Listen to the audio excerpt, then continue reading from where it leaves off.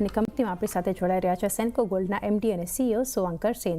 Sir good afternoon, स्वागत है show पर। और सबसे पहले सर कपल ऑफ पॉइंट्स में शुरू करना चाहूँगी। Demand in Q2 till now आप कैसे देख रहे हैं और स्पेशली आउटलुक क्या रहेगा for upcoming wedding season? Expectations from festival season कैसे देख रहे हैं आप?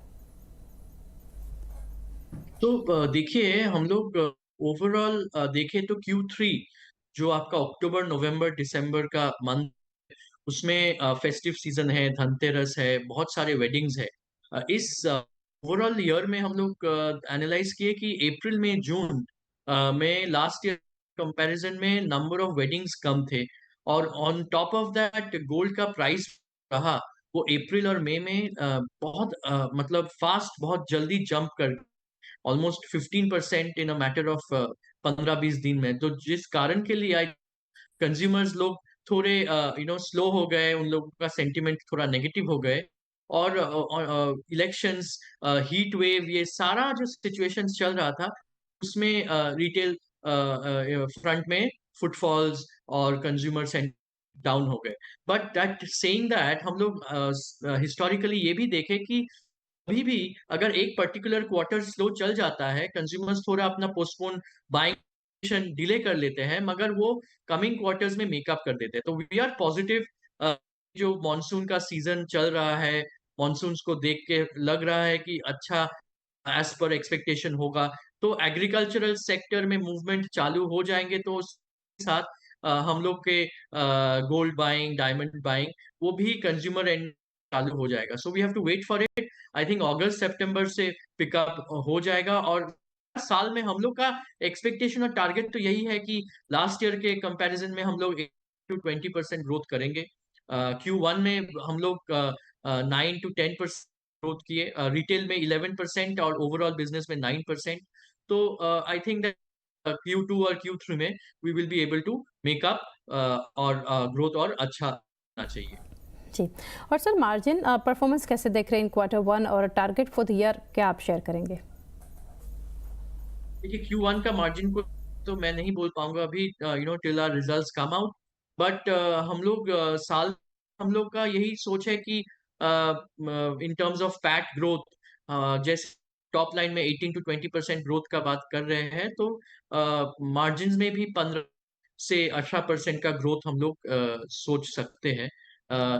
आज के एक दो चीज हो रहे हैं। एक है कि गोल्ड का प्राइस जंप ले रहे हैं, इसके लिए कस्टमर्स के लिए ऑफर डिस्काउंट देना पड़ रहा है, और वो कंपटीशन में भी बहुत ऑफर्स, डिस्काउंट्स, लो गोल्ड रेट्स ये करके मार्केटिंग हो रहा है, जो एक डाउनवर्ड प्रेशर मार्जिन्स में लेके आएगा। But at the same time diamond jewellery का सेल्स के ऊपर हम लोग का फोकस रहेगा, जिससे थोड़े बहुत मार्जिन्स हम लोग कुछ कवर अप कर पाए।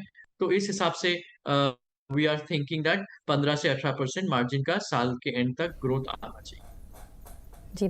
सर जैसे कि डायमंड सेल्स के बारे में आपने बताया, तो वो Q1 में कैसा रहा और स्पेशली स्टडीड रेशियो जो है वो कैसे देख रहे हैं? लास्ट ईयर हम लोग का स्टडीड रेशियो 11 से 11.5% के अंदर था। तो हम लोग का कोशिश तो यही था कि उसको और इंक्रीज किया जाए। बट अगर Q1 के मुताबिक हम लोग अगर एनालाइज करें, तो स्टडीड रेशियो का जैसा लास्ट ईयर था वैसे ही चल रहा है। का कंजम्पशन में इम्पैक्ट आ जाता है, तो ऑटोमेटिकली लोगों का डायमंड खरीदने में भी थोड़े हम लोग स्लो डाउन देख लेते हैं। तो Q1 में कुछ चेंज हुआ नहीं, लास्ट ईयर जैसा ही स्टडीड रेशियो चल रहा है। Okay. And sir SSSG outlook आप क्या शेयर करना चाहेंगे फॉर द ईयर? देखिए SSG जो same store sales growth, last year हम लोग का ऑलमोस्ट 18-19% का फिगर आया था। बट हम लोग का एक्सपेक्टेशन एक रियलिस्टिकली यही रहता है कि 11 से 12% सेम स्टोर सेल्स ग्रोथ साल के लिए आना चाहिए। अगर हम लोग Q1 देखें, तो हम लोग का सेम स्टोर सेल्स ग्रोथ 4% करीब है। बिकॉज अगेन ये जो गोल्ड प्राइस इंक्रीज और हीट वेव, इलेक्शन, सो ये सारा चीज लेके स्टोर्स में फुटफॉल्स कम हुए। कंज्यूमर्स ये प्राइस जंप करने के लिए वो लोग भी सोच लेते हैं कि चलो थोड़ा अपना बाइंग कुछ जल्द है नहीं, थोड़ा वेट कर लेते हैं। तो इस हिसाब से Q1 में 4% ही हुआ। बट पूरा साल के लिए हम लोग का सोच 11 से 12% का एक्सपेक्टेशन में हम लोग काम कर रहे हैं। जी। और सर गोल्ड प्राइसेस का कुछ इम्पैक्ट आप देख रहे हैं आने वाले अभी जो Q1 रिजल्ट्स डिक्लेयर होंगे, और साथ ही अनहेज इन्वेंटरीज क्या है कंपनी की? देखिए इन्वेंटरी में का गोल्ड प्राइस जंप होने के लिए इन्वेंटरी का वैल्यू जंप होता है, बट उसकी ज्यादा इम्पैक्ट जो आ जाता है वो है अपने कंज्यूमर परचेसिंग पावर में। तो आज अगर वैल्यू टर्म्स में हम लोग देखें कि यस, हम लोग का ग्रोथ आया है टर्म्स ऑफ 9%, 10%, 11%, बट अगर हम लोग वॉल्यूम टर्म्स में देखें तो वो ग्रोथ नहीं आया है। वॉल्यूम में रादर हम लोग डी ग्रोथ देखे हैं, क्योंकि हिस्टोरिकली यही दिखा है कि जब गोल्ड का प्राइस इतना फास्ट, इतना जल्दी बढ़ जाता है तो कंज्यूमर का परचेस पावर उस हिसाब से नहीं बढ़ता, और वॉल्यूम हम लोग को इसलिए डाउन हो जा रहा है। तो यस, जिस हिसाब से हम लोग का भी प्लानिंग चल रहा है कि अननेसेसरी इन्वेंट्री को ज़्यादा नहीं रखने के लिए, जो ज़रूरत है उतना ही इन्वेंट्री रखने के लिए, बट वॉल्यूम तो ज़रूर हम लोग डीग्रोथ देखा है because of the high gold. जी, श्योर सर। साथ ही सेंसर समझना चाहेंगे यहाँ से एक्सपेंशन को लेकर अभी कुछ कंपनी के प्लान से आउटलुक क्या है यहाँ पर?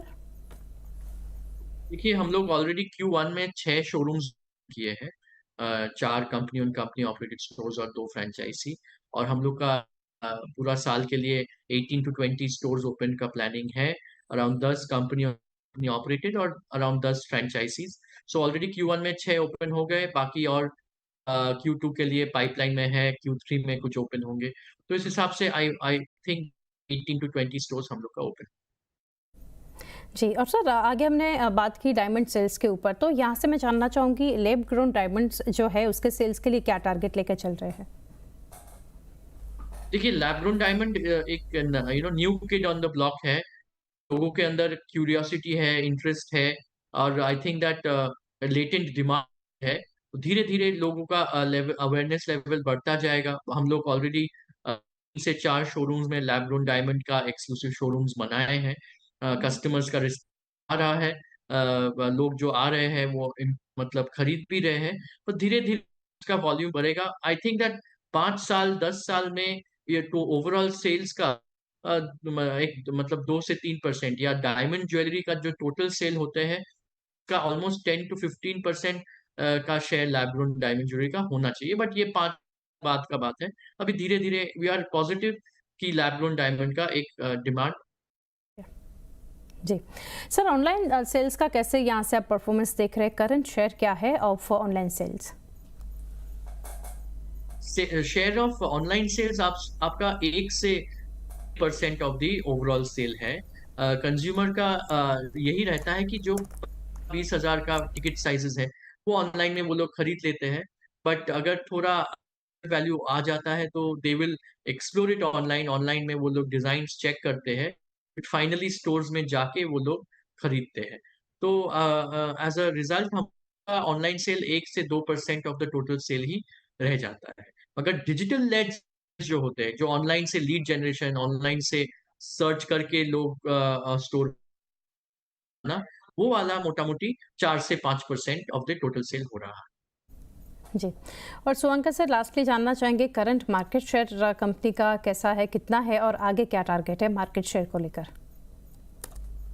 देखिए ज्वेलरी जो है वो एक अराउंड 7 लाख करोड़ का इंडस्ट्री है, और ज्वेलरी के तौर पे market share in the national level figures इतने सारे प्लेयर्स हैं, तो इट इज डिफिकल्ट, बट जिस हिसाब से देखे कि किसी का मार्केट शेयर 60% होगा, हम लोग का मार्केट शेयर 1 से 2% of the total national market turnover या डेटा जो भी अवेलेबल है, बट वो एक्यूरेट डेटा अभी मिलना डिफिकल्ट है।